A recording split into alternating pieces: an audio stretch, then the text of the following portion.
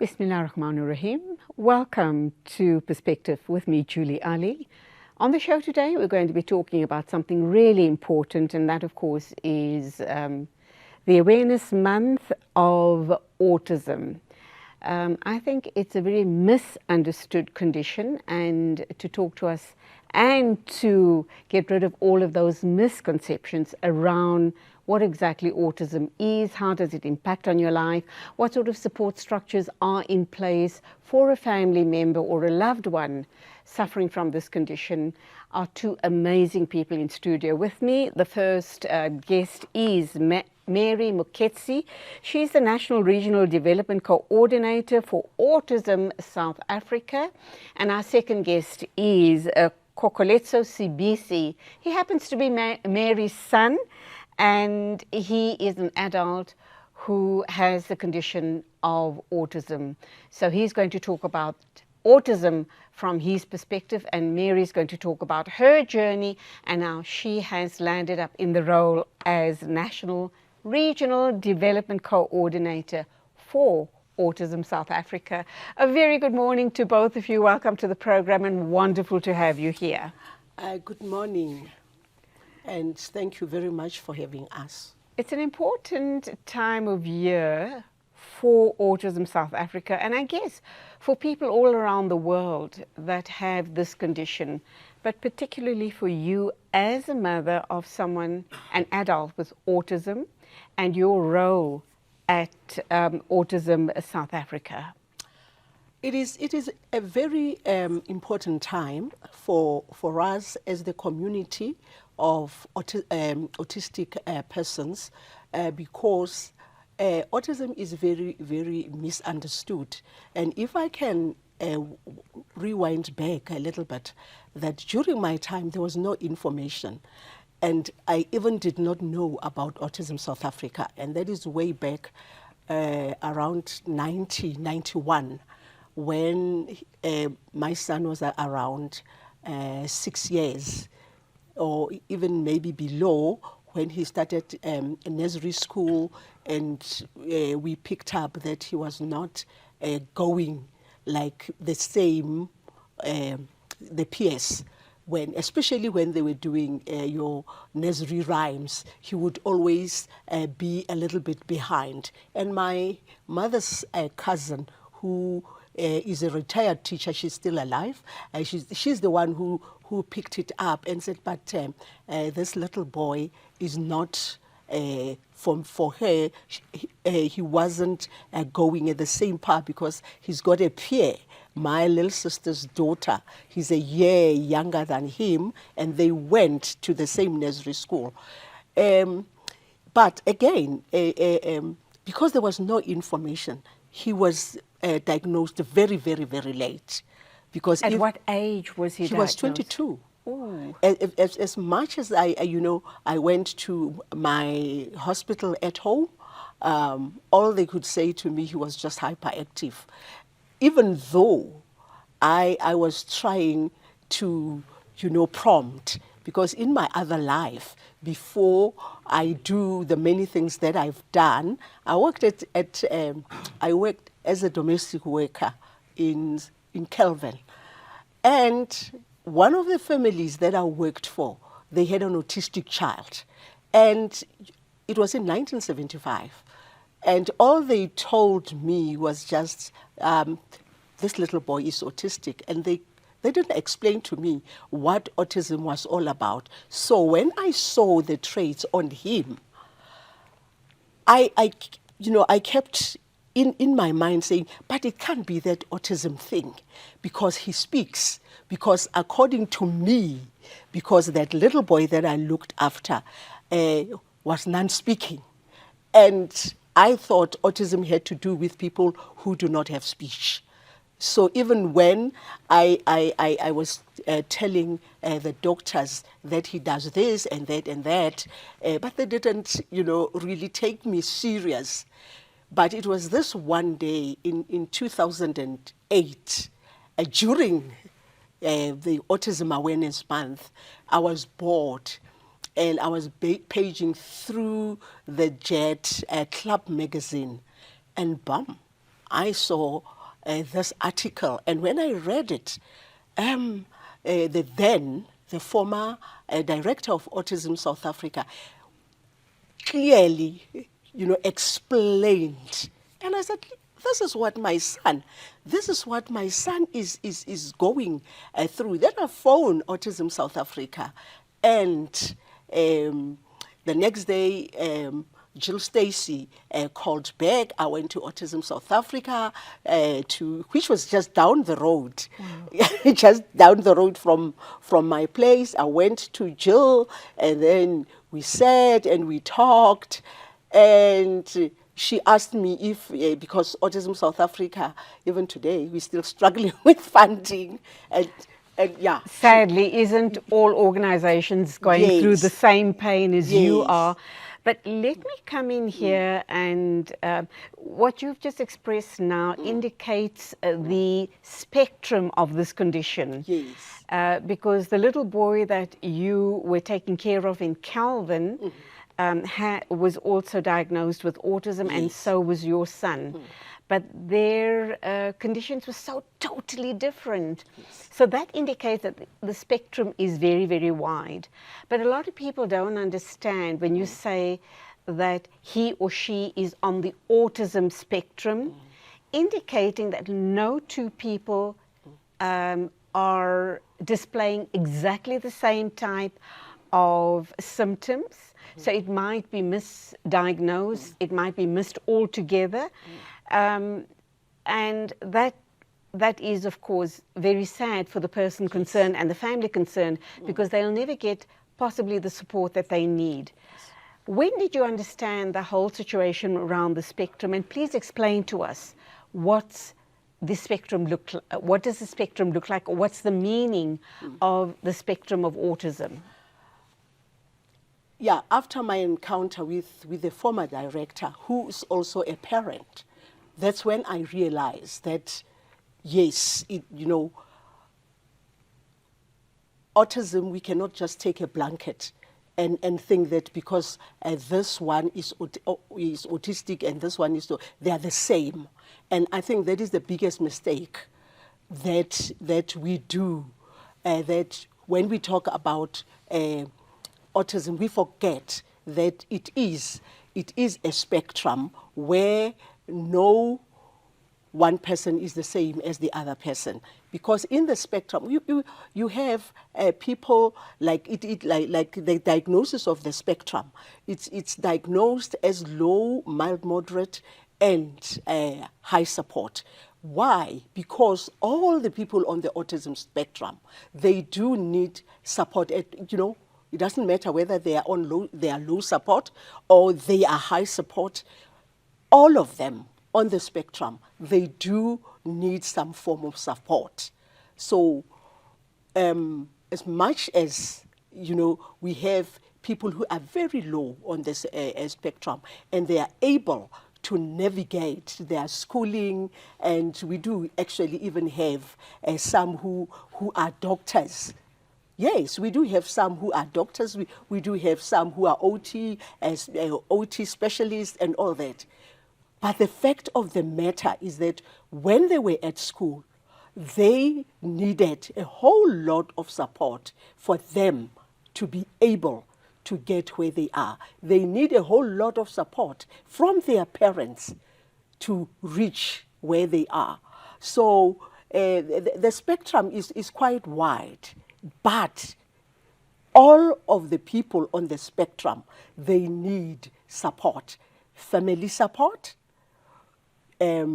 support from the health department, from the education department, every time, all the way. You spoke earlier about you were unaware about the condition of autism. That clearly indicated that way back in the day there wasn't enough awareness being done. So thank goodness for your organization, because you're now creating the awareness. But let's look at the health department and the education department. Are they geared up to deal with our communities where we have children and adults with the condition of autism? And if not picked up early enough and not supported early enough, we actually our loved one is doomed to probably a life of no future? The comparison from way back and now, I would say it's a little bit better when it comes to the health department with the diagnosis. But in the same token, our rural hospitals, they are still struggling. In Gauteng, we do have a number of neurodevelopmental clinics where children get diagnosed at a very early age, and whereas when you go to other provinces like Mpumalanga, you still have issues. You go to the Northern Cape, there are still issues. And another thing that is a difficulty is that, like you mentioned, schooling. So because our children sometimes get diagnosed late, or they wait for a long time before they are diagnosed, they are not in school because we don't even have ECD that take. Okay, let me interrupt you here. We're Yes. going to continue this discussion Yes. right after our break. We are talking Autism Awareness Month. Please stay with us. We have lots of important and relevant information to share with you on the show today. Autism awareness is what we're talking about on the show this morning. My guest is the amazing Mary Muketsi. She was a domestic worker back in the day where she was tending to a child with autism, not thinking that her son was also suffering with autism or was plagued by the condition of autism. And I marvel at this amazing woman sitting in studio with me. From domestic worker, she's gone on, developed herself, is holding a very, very key position. She is the National Regional Development Coordinator of Autism South Africa. I salute you. Welcome back. Thank you. I was just about to talk About the schooling system. about the schooling system and the health. Our children, 0 to 6 years, they can get therapies once they are diagnosed, or there is a suspicion that the child has got a delayed speech and a delayed developmental milestones. They will get, the OT or the physio or the speech therapies at the hospital. But our children who are at home, who cannot access the education department, they miss out on these therapies. So you're talking about the rural areas, obviously. No, I'm even talking about the Townships. Yes, I'm talking even about townships. So when the child is over 6 years, the hospital says, no, this child should be getting the therapy at school, because apparently the special needs schools where the child may be, because we had it wrong all these many years that all the children go to special needs schools, which is not true. So the child is supposed to be getting the therapy at the special needs school. But a lot of our special needs schools do not have those services. So they've got maybe these kinds of therapies at the district level, and they have to go and do the outreach at schools. But the schools in the district that need that type of therapy, you'll find that there are more than 20, with one speech therapist and one OT. An OT. And the sad reality, of course, is that if you have a child with any form of disability, the number of schools that cater for children with disabilities are far and between. So, and of course, their waiting lists are very, very long.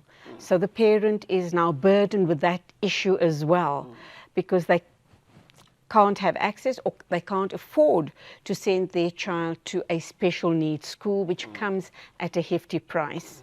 Having said that, I'm hoping and praying that Autism South Africa advocates for all of these facilities to be made available as widely as it possibly can.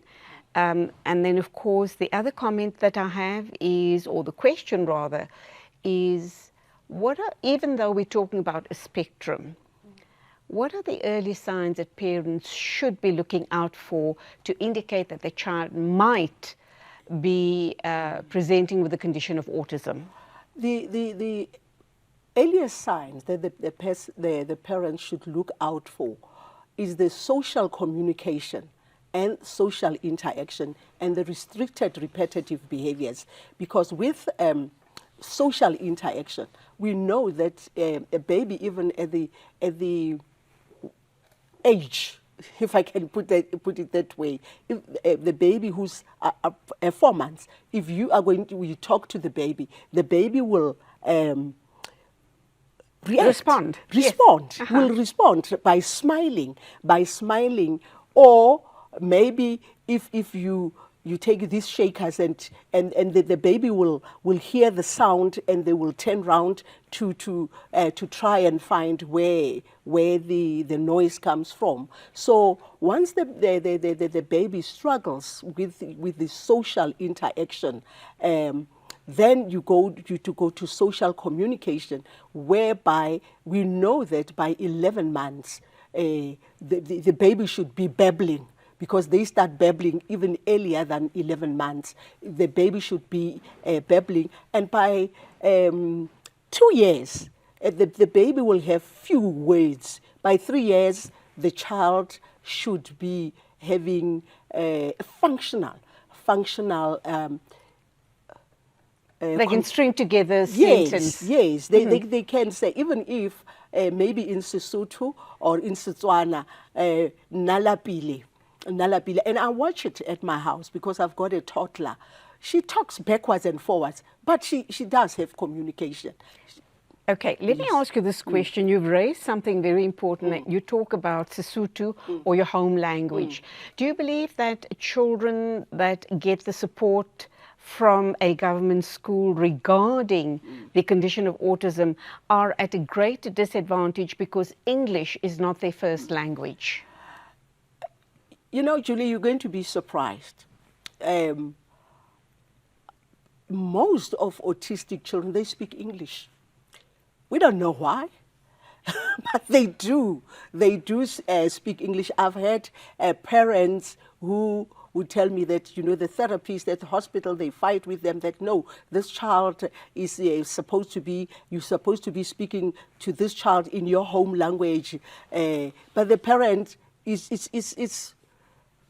the parent does not know what to do because the child does not speak in Setswana or in isiZulu. They just speak in English. So the disadvantage that our people in the rurals are getting is the disadvantage of early diagnosis, the disadvantage of assessment in the education districts, where they will stay for years and years and years waiting for the educational psychologist to go and assess them so that they can access the school. So that's the greatest disadvantage for our children. And undoubtedly, you at Autism South Africa are busy advocating for that type of access for the rural areas.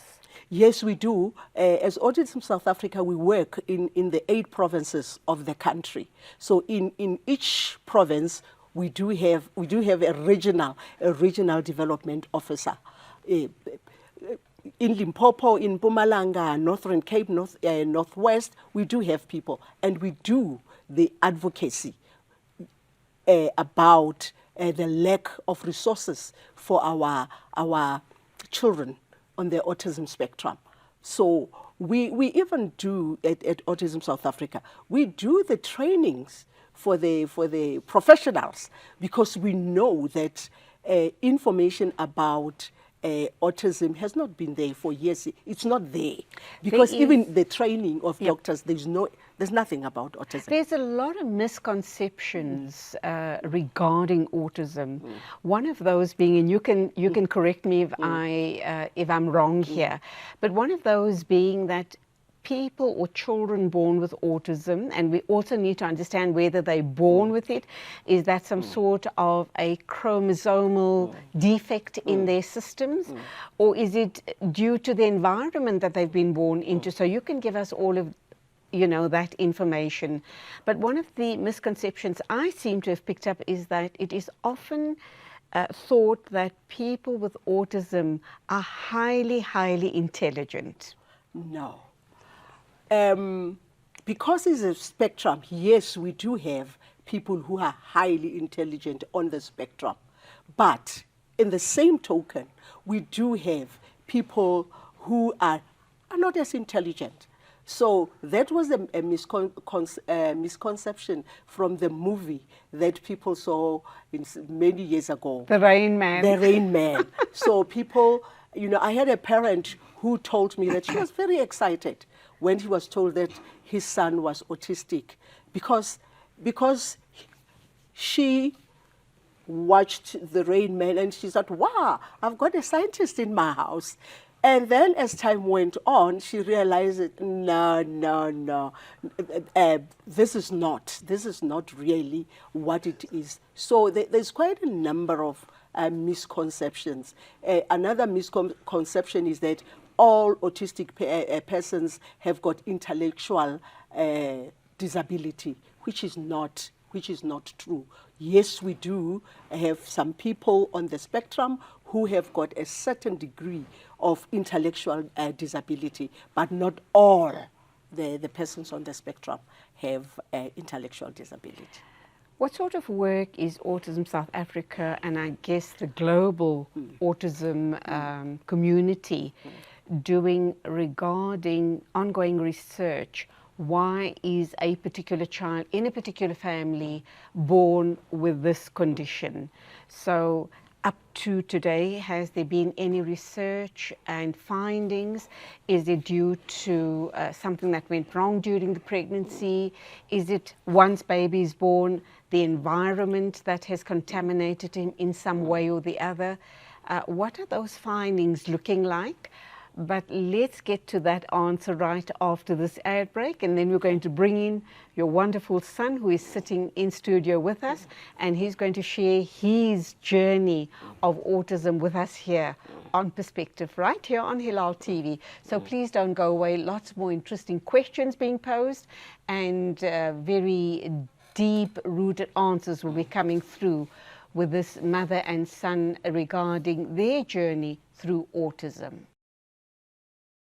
The sky is the limit for lots of people, and here's an amazing woman who's reached those heights, and I'm going to keep on saying it throughout the interview, from domestic worker to National Regional Development Coordinator for Autism South Africa, and that just indicates it doesn't matter your position, your state, your education, where you live, where you come from, what opportunities were afforded to you or not. If you are passionate about anything in your life, you can overcome and you can reach all of those heights that you set your sights on.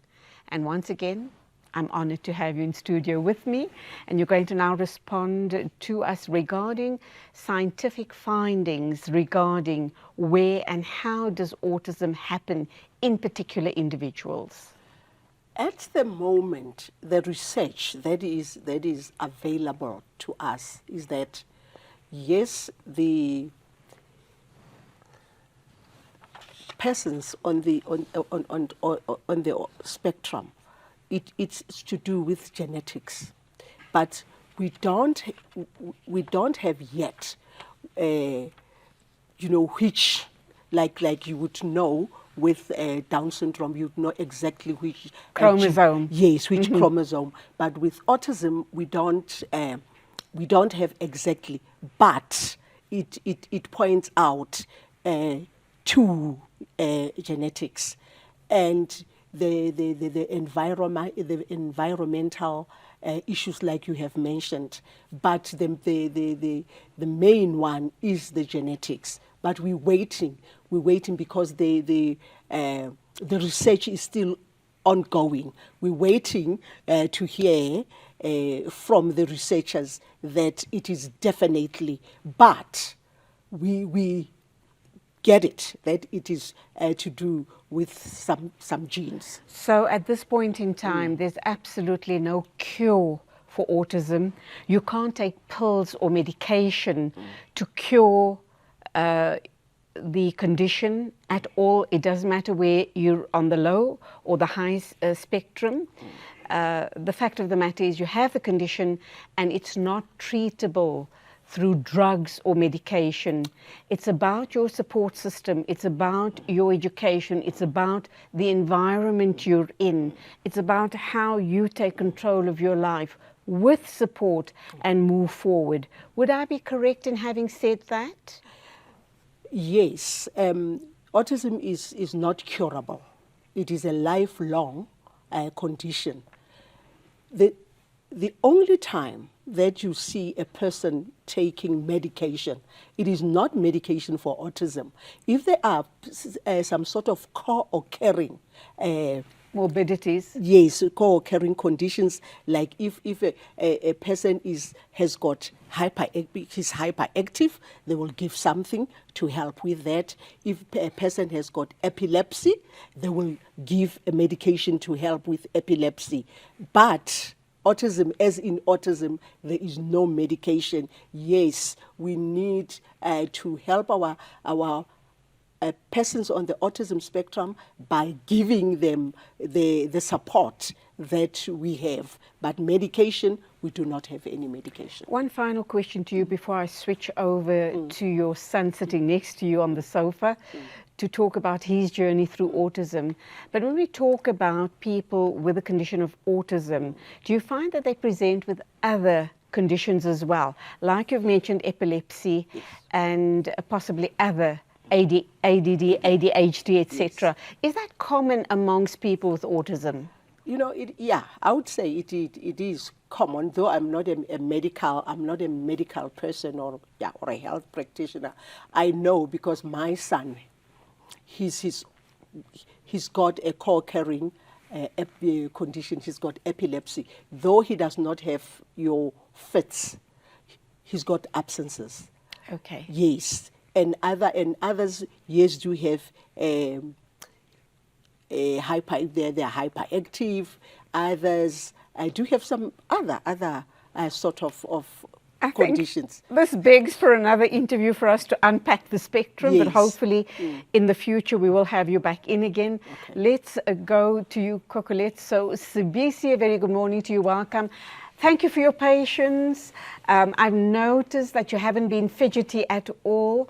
I have come across other people with a condition of autism, and some of them do display a lot of irritability, and they are hyperactive, so they fidget a lot, but you haven't done that. I'm so pleased that you're here. Good morning and welcome. Good morning. You have, you've been living with a condition. You are now 42 years old, I think. 41, no. 41, Yes, there 41. you go. 41. But you are leading a pretty fulfilled life from what I've heard from Mom. Yes. How do you feel about this condition? Do you understand the condition that you're dealing with, and how do you cope with it? I can cope, but as the situation, I'm okay with that situation. I understand how proud I am, but to me, I was asking myself why I was on this condition. You understand? Maybe I'm thinking, okay, not that I can travel by myself with my church people and all this. I can do that. I can travel with the church people. Sometimes we go to. Sometimes I go and watch boxing.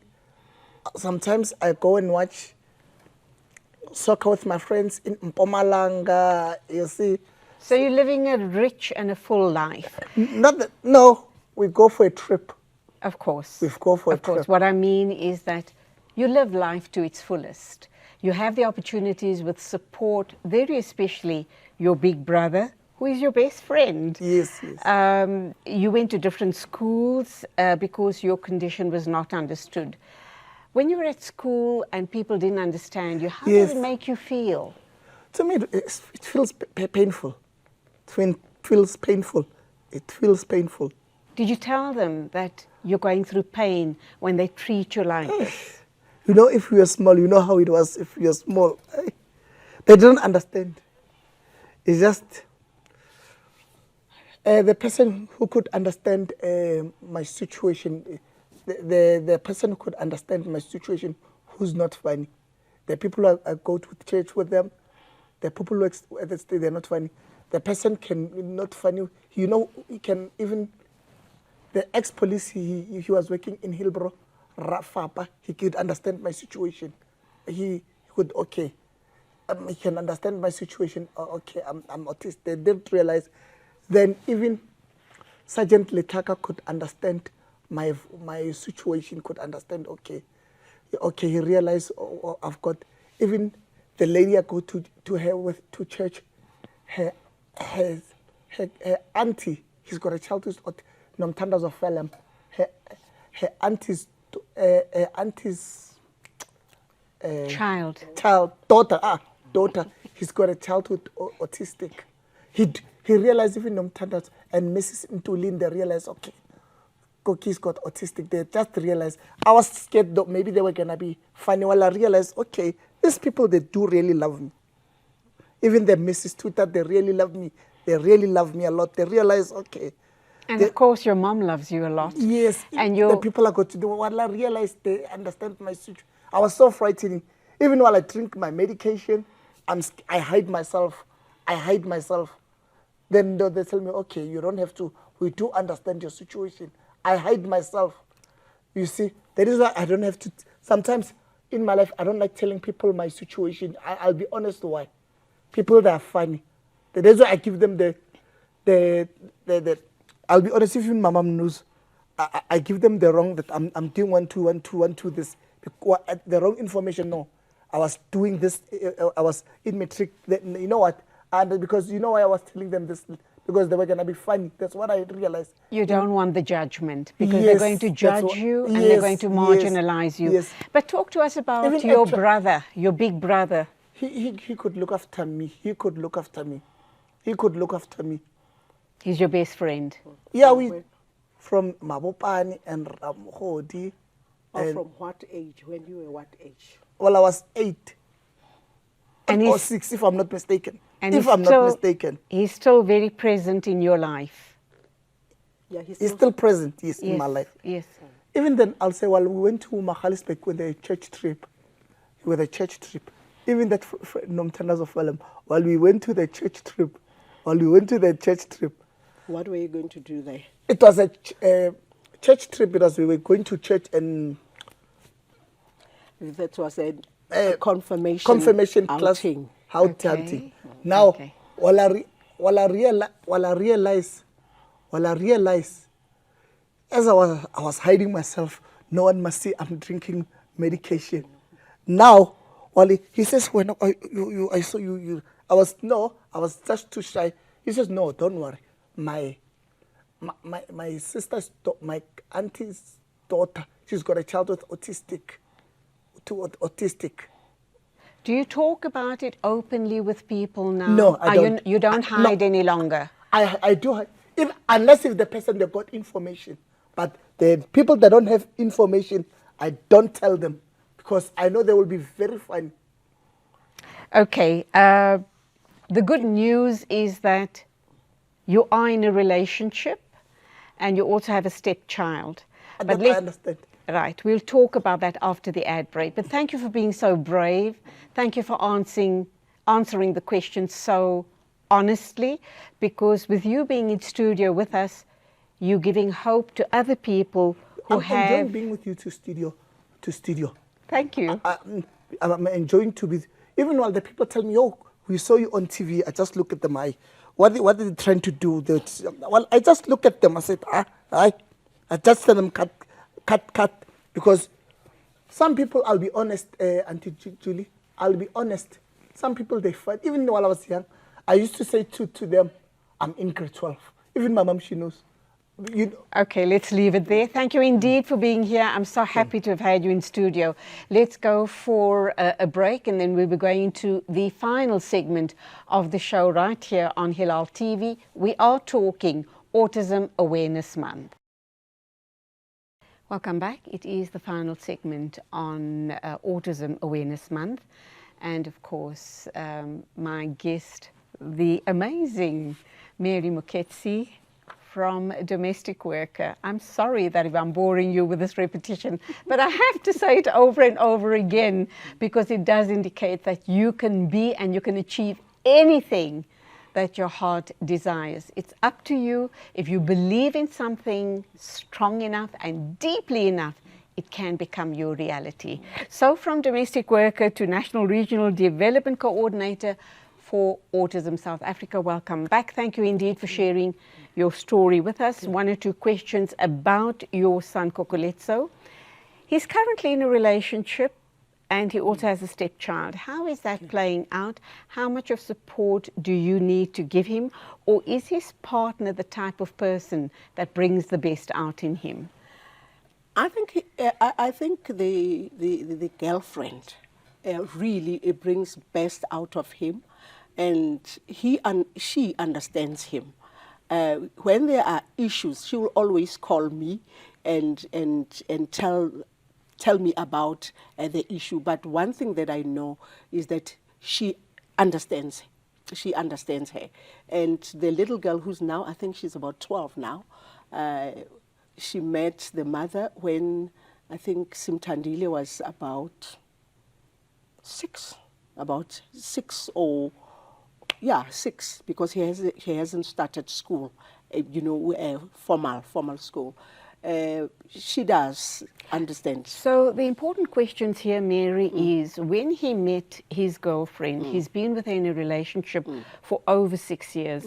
Were you as a family upfront with her about Kokoletso's condition? She was prepared to take it on.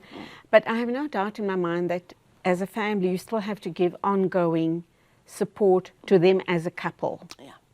And then the one other misconception, very especially since he's in a relationship, is that people with autism could become violent.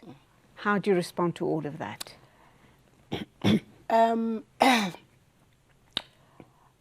This misconception about autistic people being violent, it's truly a misconception. I had to, when I picked up and he told me about this girl, I called her and asked her, are you aware that Koki has got some issues? And she said to me, yes, Ma, I do know that she's got some shortcomings here and there. And I asked her, have you heard about a condition called autism? She said, no, Ma, I haven't heard. Then I explained to her what autism is all about. And her response was that she finds Koki to be trustworthy. So she would rather be with a person like Koki who she knows that she can trust, that she knows that he'll keep his word. When she said, I'm going to do this, he does that. So the violent part of persons on the autism spectrum is because people generalize. If they've seen somebody who has done something and that person happens to be on the autism spectrum, they now think all the people on the spectrum are like that. And sometimes the violent part of persons on the autism spectrum, you'll find is because a person does not understand. The person is not able to talk about their feelings, to explain it to other people. And even when they are very small. So if, Julie, if you are hungry and you are not able to tell people that you are hungry, what will you do? And if somebody has hurt you, and you are not able to tell people that this person has hurt me, what would you do? Sometimes it does. It does even happen about him. The people that sometimes really taken advantage of him, or sometimes they do things that he does not like, because I'm sure you've heard the repetition, the going backwards and forwards. He's the type of autistic people that we say they are unreliable speakers. They cannot actually relate. They cannot actually relate things like he did this or she did this. So she reacts to what has happened. Sure. Not that he is a violent person per se, is because of the misunderstanding. Yes. And I guess the frustration, yes, added to the being misunderstood, yes, makes them react in a way that may not seem socially acceptable. Yes. And I think I'm glad you both are here today, because you give out a very strong message regarding another misconception or myth about autism. And that is, when a person suffers from this condition, that they'll never be able to marry and have children of their own. So can we correct that misconception? Now, I know people, except from him having a relationship, I know people who are autistic who are married. Though some of them that I have met, they said, no, we're not going to have children, because they are a bit scared, because the condition happens to be genetic. Right. So they're scared that when they have children, they might have a child who is autistic. And knowing the challenges of raising a child with autism, and the challenges of a child who is autistic within the communities, within the societies, I think that is the scary part for them. But yes, I do know that people are autistic and people are married. Two very important questions. Yes. The one being the stigma in our communities towards persons with disabilities. How do you as a family deal with it, and what sort of support do you give to your son regarding these issues? He may not be able to express himself very well, but undoubtedly understands completely what we're saying and the instructions and the advice that you would give him. You know, I would say I was very fortunate, because in my family, I never had challenges.